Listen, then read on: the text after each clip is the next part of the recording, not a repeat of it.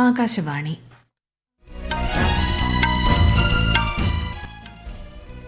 നമസ്കാരം.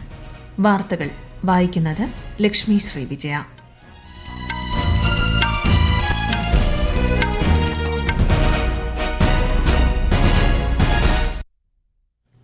പ്രധാന വാർത്തകൾ. കാർഗിൽ യുദ്ധത്തിന്റെ വിജയസ്മരണയിൽ രാജ്യം. ദ്രാസിൽ 25ാമത് വിജയ് ദിവസിൽ ധീര രക്തസാക്ഷികൾക്ക് ആദരാഞ്ജലി അർപ്പിച്ച് പ്രധാനമന്ത്രി നരേന്ദ്രമോദി. പാരീസ് ഒളിമ്പിക്സിന് തിരിതെളിയാൻ ഇനി മണിക്കൂറുകൾ മാത്രം. ലോക കായിക മാമാങ്കത്തിന് ഇന്ത്യൻ സമയം രാത്രി 11 മണിക്ക് സെൻ നദിയിൽ തുടക്കമാകും. ആസിയാൻ രാജ്യങ്ങളുമായുള്ള രാഷ്ട്രീയ സാമ്പത്തിക സുരക്ഷാ സഹകരണത്തിന് മുൻഗണന നൽകുന്നതായി കേന്ദ്രമന്ത്രി എസ് ജയശങ്കർ. 7 കോടിയോളം ജനങ്ങളെ ഒരു വർഷത്തിനകം പരിശോധനയ്ക്ക് വിധേയമാക്കി അരിവാൾ രോഗനിർമ്മാർജ്ജനം നടത്തുന്ന ബൃഹത് പദ്ധതിയുമായി കേന്ദ്ര സർക്കാർ.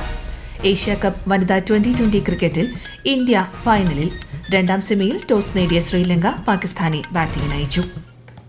വാർത്തകൾ വിശദമായി.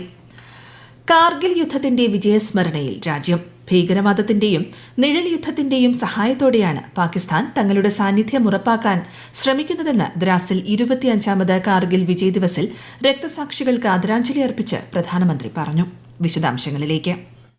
1999 ജൂലൈ 26 ലഡാക്കിലെ കാർഗിലിൽ 3 മാസത്തോളം നീണ്ട യുദ്ധത്തിൽ വീരമൃത്യു വരിച്ച ഇന്ത്യൻ സൈനികരുടെ ധീരതയ്ക്കുള്ള ആദരമായാണ് ദിനാചരണം. കാർഗിൽ വിജയ് ദിവസിൽ രാജ്യത്തിനു വേണ്ടി ജീവൻ ബലിയർപ്പിച്ച ധീര സൈനികർക്ക് ശ്രദ്ധാഞ്ജലി അർപ്പിച്ച രാഷ്ട്രപതി ദ്രൌപദി മുർമു ഇന്ത്യൻ കരസേനയുടെ സമാനതകളില്ലാത്ത ധീരതയ്ക്ക് മുന്നിൽ പ്രണാമം അർപ്പിക്കുന്നതായി സമൂഹമാധ്യമത്തിൽ കുറിച്ചു. ലഡാക്കിലെ ഈ മഹത്തായ ഭൂമി കാർഗിൽ വിജയ് ദിവസിന്റെ 25ാം വാർഷികത്തിന് സാക്ഷ്യം വഹിക്കുകയാണെന്ന് സദസ്സിനെ അഭിസംബോധന ചെയ്ത് പ്രധാനമന്ത്രി പറഞ്ഞു. രാജ്യത്തിനു വേണ്ടി ചെയ്യുന്ന ത്യാഗങ്ങൾ അനശ്വരമാണെന്ന് കാർഗിൽ വിജയ് ദിവസ് നമ്മോട് പറയുന്നുവെന്നും അദ്ദേഹം അഭിപ്രായപ്പെട്ടു. ഇന്ത്യൻ സൈനികർ പൂർണ്ണ ശക്തിയോടെ ഭീകരവാദത്തെ തകർക്കുമെന്നും ശത്രുവിന് തക്ക മറുപടി നൽകുമെന്നും അദ്ദേഹം വ്യക്തമാക്കി. അഗ്നിപഥ് പദ്ധതിയുമായി ബന്ധപ്പെട്ട് തെറ്റായ വിവരങ്ങൾ പ്രചരിപ്പിക്കുന്ന പ്രതിപക്ഷത്തെ വിമർശിച്ച പ്രധാനമന്ത്രി അഗ്നിപഥ് നിർണായകമായ പരിഷ്കാരങ്ങളിലൊന്നാണെന്നും അത് രാജ്യത്തിന്റെ ശക്തി വർദ്ധിപ്പിക്കുമെന്നും പറഞ്ഞു. അനുസ്മരണ പരിപാടിക്ക് ശേഷം ലഡാക്കിലെ ഷിൻകുൻല ടണൽ പദ്ധതിയുടെ നിർമ്മാണത്തിനും പ്രധാനമന്ത്രി വിർച്വലായി തുടക്കം കുറിച്ചു. News desk Akashvani. കാർഗിൽ വിജയ് ദിവസ് വാർഷികത്തിൽ വീരമൃത്യു വരിച്ച സൈനികർക്ക് പാർലമെന്റിലും ശ്രദ്ധാഞ്ജലി അർപ്പിച്ചു. കാർഗിൽ യുദ്ധത്തിൽ അസാമാന്യ ധീരതയോടെ വിജയം കൈവരിക്കാൻ പ്രയത്നിച്ച എല്ലാ സൈനികർക്കും പ്രണാമമർപ്പിക്കുന്നതായി രാജ്യസഭാധ്യക്ഷൻ കൂടിയായ ഉപരാഷ്ട്രപതി ജഗ്ദീപ് ധൻകർ പറഞ്ഞു. കാർഗിൽ യുദ്ധത്തിൽ വീരമൃത്യു വരിച്ച സായുധ സേനാംഗങ്ങൾക്ക് രാജ്യരക്ഷാ മന്ത്രി രാജ്നാഥ് സിംഗ് ആദരാഞ്ജലികൾ അർപ്പിച്ചു. ന്യൂഡൽഹിയിലെ ദേശീയ യുദ്ധസ്മാരകത്തിൽ അദ്ദേഹം പുഷ്പചക്രം അർപ്പിച്ചു. കര, നാവിക, വ്യോമസേനകളിലെ ഉപമേധാവികളും വീരമൃത്യു വരിച്ച സൈനികർക്ക് ആദരാഞ്ജലികൾ അർപ്പിച്ചു. 25ാമത് കാർഗിൽ വിജയ് ദിവസിനോടനുബന്ധിച്ച് സംസ്ഥാനത്തും വിപുലമായ പരിപാടികൾ സംഘടിപ്പിച്ചു. തിരുവനന്തപുരം പാങ്ങോട് സൈനിക ക്യാമ്പിൽ നടന്ന പരിപാടിയിൽ ഗവർണർ ആരിഫ് മുഹമ്മദ് ഖാൻ യുദ്ധസ്മാരകത്തിൽ പുഷ്പചക്രം സമർപ്പിച്ചു. കൊച്ചി ദക്ഷിണ മേഖല നാവിക കമാൻഡ് ആസ്ഥാനത്തും വിജയ് ദിവസ് ആചരിച്ചു. യുദ്ധസ്മാരകത്തിൽ കമാൻഡ് മേധാവി വൈസ് അഡ്മിറൽ വി ശ്രീനിവാസ് പുഷ്പചക്രം സമർപ്പിച്ചു. യുനെസ്കോയുടെ ലോക പൈതൃക പട്ടികയിൽ അസമിലെ ചാറൈഡിയോ മൈദത്തെ ഉൾപ്പെടുത്തിയതിൽ സന്തോഷവും അഭിമാനവും പ്രകടിപ്പിച്ച് പ്രധാനമന്ത്രി നരേന്ദ്രമോദി. പൂർവികരോട് അങ്ങേയറ്റം ആദരവ് പുലർത്തുന്ന മഹത്തായ അഹോം സംസ്കാരത്തെയാണ് ചറൈഡിയോയിലെ മൊയ്തങ്ങൾ പ്രകടമാക്കുന്നതെന്ന് മോദി ട്വീറ്റിൽ കുറിച്ചു. അഹോം രാജവംശത്തിലെ രാജാക്കന്മാരുടെ 90-ലധികം ശവകുടീരങ്ങൾ സ്ഥിതി ചെയ്യുന്ന ചാറൈഡിയോ മൈദം ആസാമിലെ പിരമിഡുകളെന്നാണ് അറിയപ്പെടുന്നത്. നീതി ആയോഗിന്റെ 9ാമത് ഗവേണിംഗ് കൌൺസിൽ യോഗത്തിൽ നാളെ പ്രധാനമന്ത്രി നരേന്ദ്രമോദി അധ്യക്ഷത വഹിക്കും. ന്യൂഡൽഹിയിലെ രാഷ്ട്രപതി ഭവൻ കൾച്ചറൽ സെന്ററിലാണ് യോഗം. വികസിത് ഭാരത് 2047 എന്നതാണ് ഈ വർഷത്തെ പ്രമേയം. കേന്ദ്ര സംസ്ഥാന സർക്കാരുകൾ തമ്മിലുള്ള പങ്കാളിത്തത്തോടെയുള്ള ഭരണവും സഹകരണവും പ്രോത്സാഹിപ്പിക്കുന്നതിനും ഗ്രാമനഗര ജനസംഖ്യയുടെ ജീവിത നിലവാരം ഉയർത്തുന്നതിനുമാണ് ഗവേണിംഗ് കൌൺസിൽ യോഗം ലക്ഷ്യമിടുന്നതെന്ന് നീതി ആയോഗ് വ്യക്തമാക്കി. മൊത്ത ആഭ്യന്തര ഉൽപാദനം $5 ട്രില്യൺ കടന്ന് ലോകത്തിലെ 3ാമത്തെ വലിയ സമ്പദ് വ്യവസ്ഥയാകാനുള്ള പാതയിലാണ് ഇന്ത്യയെന്ന് നീതി ആയോഗ് അഭിപ്രായപ്പെട്ടു.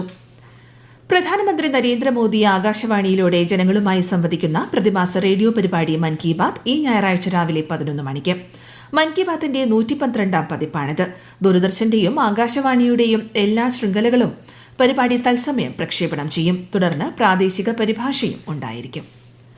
ആസിയാൻ രാജ്യങ്ങളുമായുള്ള രാഷ്ട്രീയ സാമ്പത്തിക സുരക്ഷാ സഹകരണത്തിന് പ്രഥമ പരിഗണന നൽകുന്നതായി വിദേശകാര്യമന്ത്രി എസ് ജയശങ്കർ.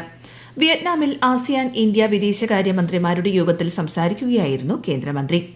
ഇന്ത്യയുടെ കിഴക്കൻ നയത്തിന്റെയും ഇൻഡോ പസഫിക് കാഴ്ചപ്പാടുകളുടെയും അടിസ്ഥാനമാണ് ആസിയാനെന്നും അദ്ദേഹം പറഞ്ഞു. രാജ്യത്ത് അരിവാൾ രോഗനിർമ്മാർജ്ജനത്തിന് ബൃഹത് പദ്ധതിയുമായി കേന്ദ്ര ആരോഗ്യ മന്ത്രാലയം. 40 വയസ്സിന് താഴെയുള്ള 7 കോടിയോളം ജനങ്ങളെ ഒരു വർഷത്തിനകം പരിശോധനയ്ക്ക് വിധേയമാക്കുകയാണ് ലക്ഷ്യം. ഇന്ന് രാജ്യസഭയിൽ രേഖാമൂലം നൽകിയ മറുപടിയിൽ ആരോഗ്യ കുടുംബക്ഷേമ മന്ത്രി പ്രതാപ് റാവു ജാദവാണ് ഇക്കാര്യം വ്യക്തമാക്കിയത്. ആദിവാസി മേഖലകളായ 278 ജില്ലകളിൽ 2025-26 വരെ സ്ക്രീനിംഗും കേന്ദ്ര സംസ്ഥാന സർക്കാരുകളുടെ സഹകരണത്തോടെ കൌൺസിലിംഗും നടത്തുമെന്നും അദ്ദേഹം പറഞ്ഞു. ഈ വാർത്തകൾ ആകാശവാണിയിൽ നിന്ന്.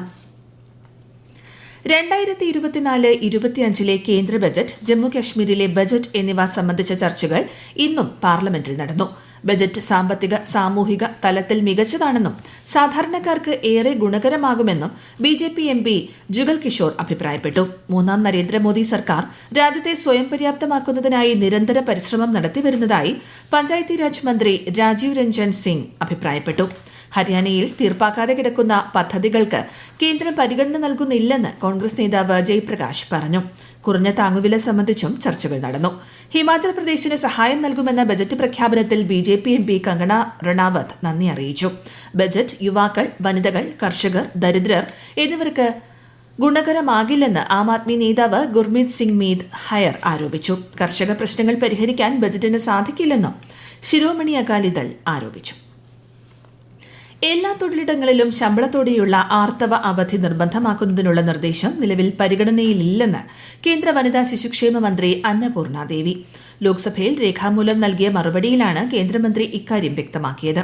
പ്രധാനമന്ത്രി മാതൃവന്ദന യോജന പ്രകാരമുള്ള മെറ്റേണിറ്റി ബെനിഫിറ്റ് തുക വർദ്ധിപ്പിക്കാൻ നിർദ്ദേശമില്ലെന്നും കേന്ദ്രമന്ത്രി ലോക്സഭയെ അറിയിച്ചു.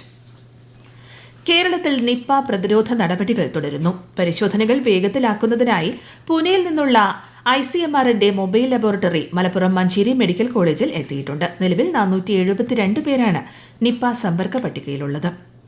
കേരളത്തിലും ലക്ഷദ്വീപിലും അടുത്ത ദിവസങ്ങളിൽ വ്യാപക മഴയ്ക്ക് സാധ്യതയെന്ന് കേന്ദ്ര കാലാവസ്ഥാ വകുപ്പ്. ഇന്ന് മലപ്പുറം മുതൽ കാസർഗോഡ് വരെയുള്ള 5 ജില്ലകളിൽ മഞ്ഞ ജാഗ്രതയാണ്. കേരള, കർണാടക, ലക്ഷദ്വീപ് തീരങ്ങളിൽ മത്സ്യബന്ധനത്തിന് വിലക്കുണ്ട്.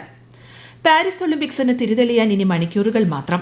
വൈവിധ്യമാർന്ന വിസ്മയ കാഴ്ചകളോടെയുള്ള ഔദ്യോഗിക ഉദ്ഘാടന ചടങ്ങുകൾ ഇന്ത്യൻ സമയം രാത്രി 11 മണിക്ക് ആരംഭിക്കും. ചടങ്ങിൽ 10,500 അത്ലറ്റുകളെ കൂടാതെ 3000 കലാകാരന്മാരും പങ്കെടുക്കും. സെൻ നദിയിലൂടെ കായിക താരങ്ങളെയും വഹിച്ചുകൊണ്ട് 100-ലേറെ ബോട്ടുകളാണ് ഉദ്ഘാടനത്തിന്റെ ഭാഗമായ മാർച്ച് പാസ്റ്റിലുണ്ടാവുക. കായിക താരങ്ങളായ PV സിന്ധുവും ശരത് കമലും ഇന്ത്യൻ പതാകയേന്തും. ഏഷ്യ കപ്പ് വനിതാ 2020 ക്രിക്കറ്റിന്റെ ആദ്യ സെമിയിൽ ബംഗ്ലാദേശിനെ 10 വിക്കറ്റിന് തകർത്ത് ഇന്ത്യ ഫൈനലിൽ. ശ്രീലങ്ക പാകിസ്ഥാൻ മത്സരം ആരംഭിച്ചു. പാകിസ്ഥാൻ ബാറ്റിംഗ് തെരഞ്ഞെടുത്തു. 2018 മുതൽ ഈ മാസം 22 വരെ 661 ഹൈക്കോടതി ജഡ്ജിമാരെ നിയമിച്ചതായി നിയമ നീതിന്യായ മന്ത്രി അർജുൻ റാം മേഘ്വാൾ ലോക്സഭയിൽ പറഞ്ഞു. ഇതിൽ 21 പേർ പട്ടികജാതി വിഭാഗത്തിൽ നിന്നും, 12 പേർ പട്ടികവർഗ വിഭാഗത്തിൽ നിന്നും, 78 പേർ മറ്റ് പിന്നാക്ക വിഭാഗത്തിൽ നിന്നുമുള്ളവരാണ്. 499 പേർ പൊതുവിഭാഗത്തിൽ ഉൾപ്പെട്ടവരാണെന്നും കേന്ദ്രമന്ത്രി അറിയിച്ചു. രാജ്യത്തെ നികുതി സമ്പ്രദായത്തിൽ മാറ്റം വരുത്തുന്നതിനും പേപ്പർ രഹിതമാക്കുന്നതിനും കേന്ദ്ര സർക്കാർ നിരവധി നടപടികൾ സ്വീകരിക്കുന്നതായി revenue secretary Sanjay Malhotra. Associated chambers of commerce and industry of India ഡൽഹിയിൽ സംഘടിപ്പിച്ച ബജറ്റ് സംബന്ധമായ ചർച്ചകളിൽ പങ്കെടുക്കുകയായിരുന്നു അദ്ദേഹം. പ്രധാന വാർത്തകൾ വീണ്ടും. കാർഗിൽ യുദ്ധത്തിന്റെ വിജയസ്മരണയിൽ രാജ്യം. ദ്രാസിൽ 25ാമത് വിജയ് ദിവസിൽ ധീര രക്തസാക്ഷികൾക്ക് ആദരാഞ്ജലി അർപ്പിച്ച് പ്രധാനമന്ത്രി നരേന്ദ്രമോദി. പാരീസ് ഒളിമ്പിക്സിന് തിരിതെളിയാൻ ഇനി മണിക്കൂറുകൾ മാത്രം. ലോക കായിക മാമാങ്കത്തിന് ഇന്ത്യൻ സമയം രാത്രി 11 മണിക്ക് സെൻ നദിയിൽ തുടക്കമാകും. ആസിയാൻ രാജ്യങ്ങളുമായുള്ള രാഷ്ട്രീയ സാമ്പത്തിക സുരക്ഷാ സഹകരണത്തിന് മുൻഗണന നൽകുന്നതായി കേന്ദ്രമന്ത്രി S. ജയശങ്കർ. 7 കോടിയോളം ജനങ്ങളെ ഒരു വർഷത്തിനകം പരിശോധനയ്ക്ക് വിധേയമാക്കി അരിവാൾ രോഗനിർമ്മാർജ്ജനം നടത്തുന്ന ബൃഹത് പദ്ധതിയുമായി കേന്ദ്ര സർക്കാർ. ഏഷ്യ കപ്പ് വനിതാ 2020 ക്രിക്കറ്റിൽ ഇന്ത്യ ഫൈനലിൽ. 2ാം സെമിയിൽ ടോസ് നേടിയ ശ്രീലങ്ക പാകിസ്ഥാനെ ബാറ്റിംഗിനയച്ചു. വാർത്തകൾ കഴിഞ്ഞു. അടുത്ത വാർത്താ പ്രക്ഷേപണം 8:35.